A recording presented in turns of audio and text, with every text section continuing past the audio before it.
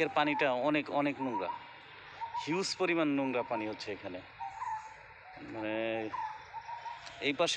এই পাশের লেকটা যদিও একটু পরিষ্কার আছে, কিন্তু পিছনের এই লেকটা একেবারেই নোংরা, অত্যন্ত খারাপ পানি।